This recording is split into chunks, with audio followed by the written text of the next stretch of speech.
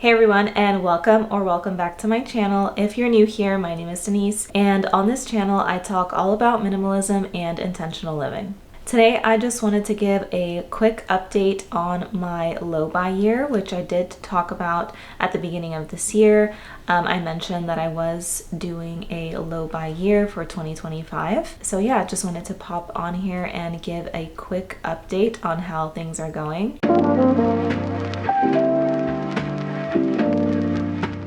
So quite honestly, I feel like I already failed.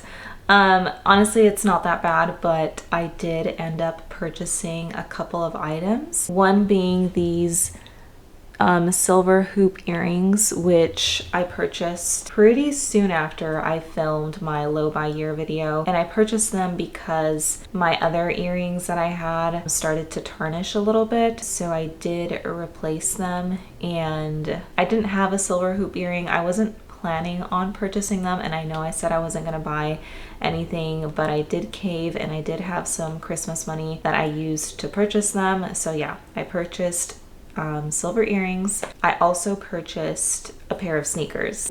So these are the sneakers that I purchased, and I purchased them because I was getting a ton of wear of my other pair of sneakers, which are my white Converse, which I absolutely love.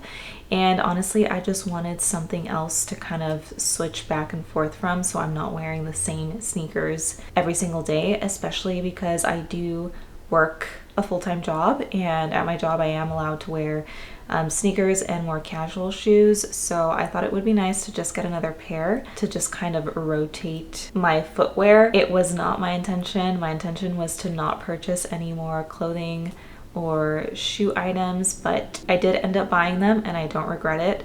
Overall, I think I've been doing a great job at sticking to all of my other rules. Aside from those two items, I haven't really purchased any out of the ordinary extra new items. Only like replaceables, like I previously mentioned. And I've still been able to hit my savings goals every month so far. So January, February, and this month of March, I hit my savings goals, and I feel like I'm on track with that. Another exciting thing is that my car is fully paid off as of last month in February. So I am officially completely debt-free, which is so exciting. It feels so good to be debt-free, and I am so proud of myself and proud of my husband, just proud of us for getting to this point. So yeah, just maximizing our savings from here on out and avoiding any new type of debt if possible, which we do have, you know, a nice emergency fund in case anything did happen, so that we wouldn't have to go into debt in case anything happened. Hoping that doesn't happen, obviously, but just in case, that's what it's there for. So yeah, really exciting, officially debt-free, on track with savings. Did kind of fail with those two purchases, but overall, I haven't felt the need to, or should I say desire to, purchase unnecessary items. In these two circumstances where I wanted to purchase these items, I don't know, I don't regret it, and I'm happy with my purchase, so I'm not feeling bad about it. And like I said, being on track with the other goals, I think it's still a success so far. It's still pretty early in the year, so we'll see how the rest of the year goes. Another thing I wanted to mention is that we are also on track with like the number of times that we're eating out in the month. That has been pretty easy for us to stick to. So like I previously mentioned, we only eat out around 1 to 2 times per month, and that really works great for us.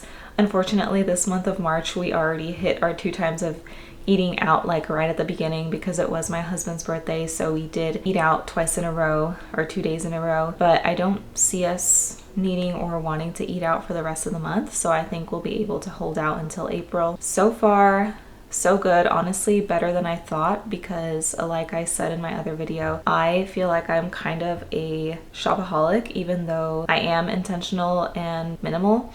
And I say I'm a shopaholic because it is something that even if I don't end up purchasing items, it's still something that kind of consumes my thoughts, like the desire to want to purchase an item, or like the time I take in the decision making process of whether or not I should purchase an item. So that's really something I want to work on Obviously, I want to stick to my low buy year and try to purchase as little as possible, and obviously not purchase any new clothing items, with the exceptions that I gave myself in the previous video, of course. But if something comes up again, like that I know would add value and joy to my life and something that would potentially fill a hole in my closet, I'm not going to completely deprive myself of it either. I simply made the rules for myself to kind of make a goal and kind of get a feel of where I'm at. But overall, I've also been getting tons of use out of all the clothing pieces in my closet. I feel like the number of items I have right now is kind of like a perfect number, and I don't really feel like I have any holes to fill, and I have been getting tons of wear of all my pieces, like I said, which feels really good. There's not really many pieces that I don't or haven't worn since I filmed my last video talking about the low buy. So yeah, that feels really good. And it's also not something that I'm like forcing myself, like I'm not forcing myself to wear certain things. I genuinely do enjoy all the pieces in my closet, which is great. It's something that I never really experienced before, so that's really cool. Okay, the lighting's getting kind of weird. Let me move my camera.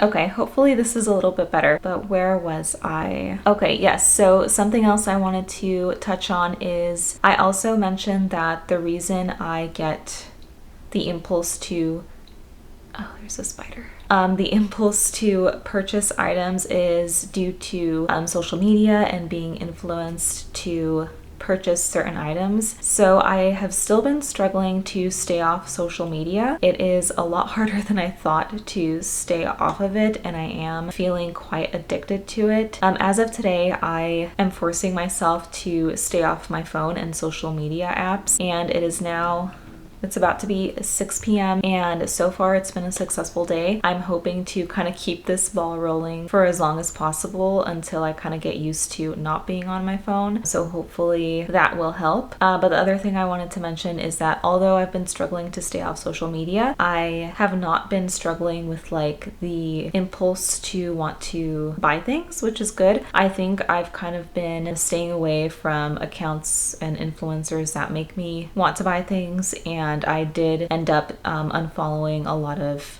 influencers and just accounts that make me want to buy things. So mainly when I'm scrolling on social media, I'm usually just looking at like cute or funny animal videos, things like that. But it's still kind of like a time sucker and I don't like it. I know I could be spending my time doing something else or just not on my phone, staring at a screen. So yeah, still working on that part of it, but thankfully I have not been struggling with like impulse purchasing or impulse purchases, so that's good. And the last thing I want to mention is that I didn't talk about this in my low buy year video because it wasn't even on my mind and it wasn't even something that I was planning on doing, but there is a good chance that we will be adopting a kitten sometime soon, which is something that we have been thinking about and considering for like a few years now, but we just never did it. Or recently I have really just gotten the desire to jump on it and just do it.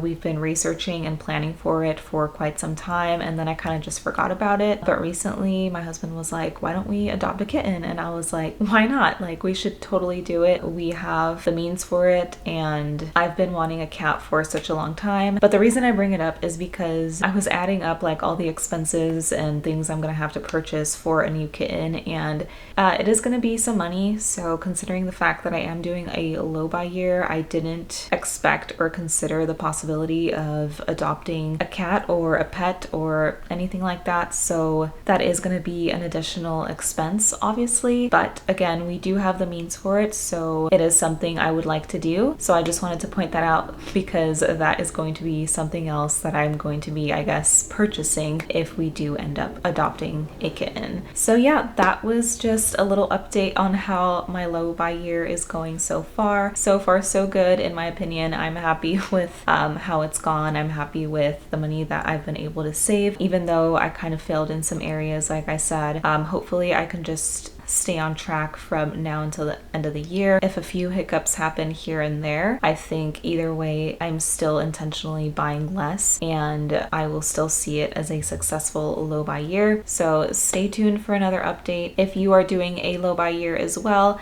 let me know how you're doing with your goals. Are you staying on track? Has it been a little bit more difficult than you had expected? Let me know down in the comments below. But thank you so much for watching, and I will see you in the next one. Bye.